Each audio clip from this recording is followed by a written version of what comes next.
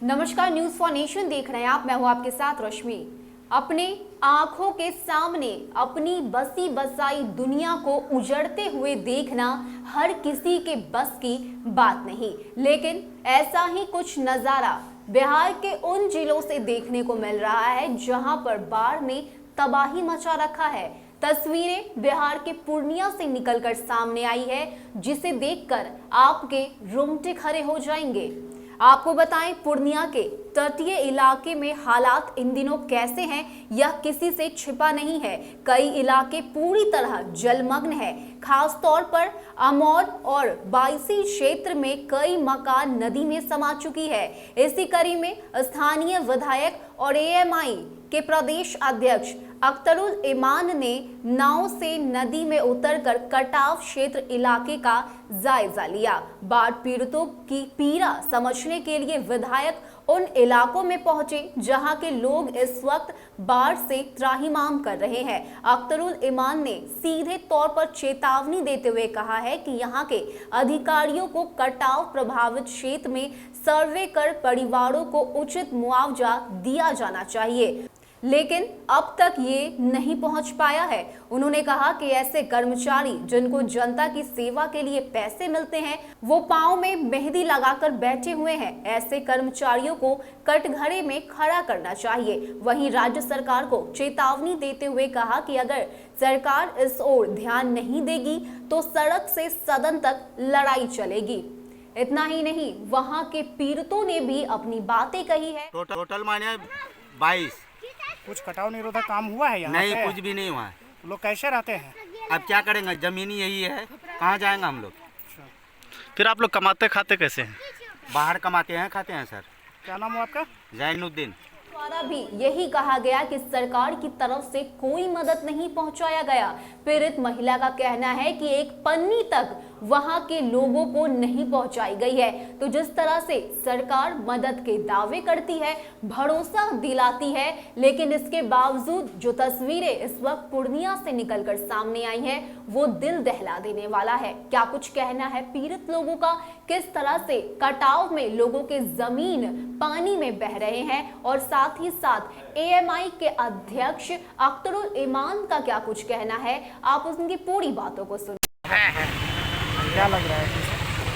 देखिए, मैं कह रहा हूँ कि इन गाँव का दौरा आप लोगों ने अभी किया है मोटर बोट। देखा होगा, हम लोगों ने अमौर के सबसे पश्चिमी हिस्से में आगागंज में उतारा है। सादीपुर आपने देखा रमनी को देखा, हजरिया को देखा, असियानी को देखा होगा, आपने कुचका को देखा, मनवारे को देखा, है ना। टियरपारा पूरी पंचायत को आपने देखा, आधांग की बस्ती आपने देखी, यहाँ आकर के आपने ढड़िया को भी देखा, सिंया को भी देखा। आप देखेंगे कि इन दर्जनों गाँवों के तकरीबन मैं समझता हूँ कि 500-700 परिवार मुतासिर हैं। तकरीबन 100-150 घर अब की बार नदी में समा गए हैं और सैकड़ों एकड़ ज़मीन भी मुतासिर हुई है। नदियाँ वहाँ 2-3 तरफ से आ गई हैं।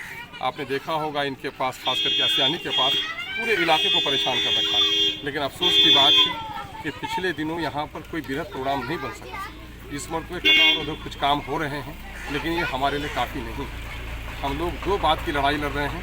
एक तो ये है कि इन गाँवों को, जब गंगा और यमुना के किनारे बसे हुए शहरों को बचाया जा सकता है, तो हमारी बस्तियों को क्यों नहीं बचाया जा सकता। ये नदी तो गंगा और यमुना से बहुत छोटी नदी है।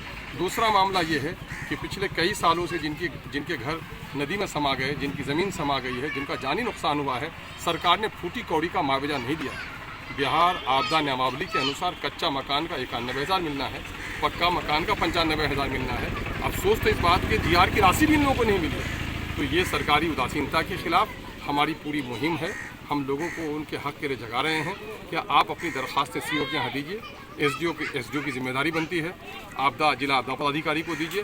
हम पूरी लड़ाई लड़ रहे हैं। सदन में पिछली बार पूरे ताकत के साथ जो हमारा कटाव है, ये 3 बड़ी बड़ी नदियाँ, कनकी का मामला है, डवाबाड़ी है, तालवारी से लेकर के आप चले जाएं उधर खाड़ी बासोल तक का इलाका देख लीजिएगा आप, जो पूरा कटाव है। चनकी है, उसमें सिमलबाड़ी है, आपके उधर महानंदा का कटाव है, पीपलतोरा से लेकर के कुट्टी होते हुए। कैसे कटा है? कितना घर कटा है? इसमें 20 घर से ज़्यादा कटा है। 20 घर से कैसे फिर आप लोग रहते होते कैसे हैं? इसी तरह से आप गुजारा कर रहे हैं, क्या करें? सरकार की तरफ से कोई कुछ मिला है आज तक? अभी कोई नहीं मिला हमें। जिला प्रशासन की तरफ से भी कोई नहीं आया? कोई नहीं मिला। खाना वाना ये सब फिर आप लोग सोते होते कैसे? एकदम कोई नहीं मिला है अभी। कौन सा गांव है ये? बिजलिया। ये इसी बार कटा है ये? हाँ इसी बार देखिए ना घर तो अभी। कितना घर कटा होगा अंदाजा? हमारे नाम करीम। कितना घर कटा है आप लोगों का? हम लोग 10 घर कटा हुआ है। क्या मतलब कब कटा है? ये साल में कटा है, अखन कटा है या 5 रोज में, 10 रोज से शुरू हुआ।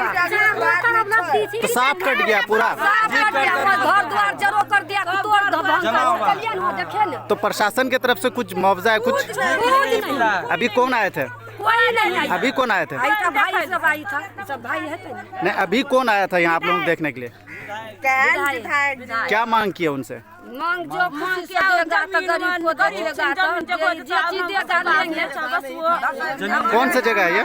जे देगा खुश है। कौन सा जगह है ये? ये बरटोला। तो बिहार के अलग अलग जिलों से तस्वीरें निकलकर सामने आ रही है और ये साफ देखा जा सकता है कि किस तरह से इस वक्त बिहार के कई जिले बाढ़ प्रभावित हैं।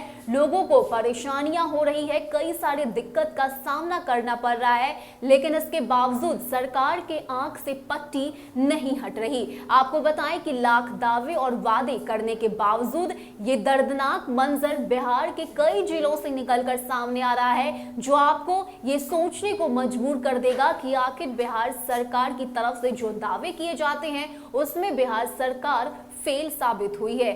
और ये दर्द, अपने मकान को खोने का दर्द वही समझ सकता है जिसने अपनी कमाई हुई गृहस्थी को, अपने मकान को अपने आंखों के सामने पानी में प्रवाहित होते हुए देखा हो। तो ये दर्दनाक तस्वीर इस वक्त पूर्णिया से निकलकर सामने आई है, जो आपके रोंगटे खड़े कर देगा। लेकिन इसके बावजूद सरकार की तरफ से कोई सूद नहीं लिया गया है, उन तक मदद नहीं पहुंचाई गई है।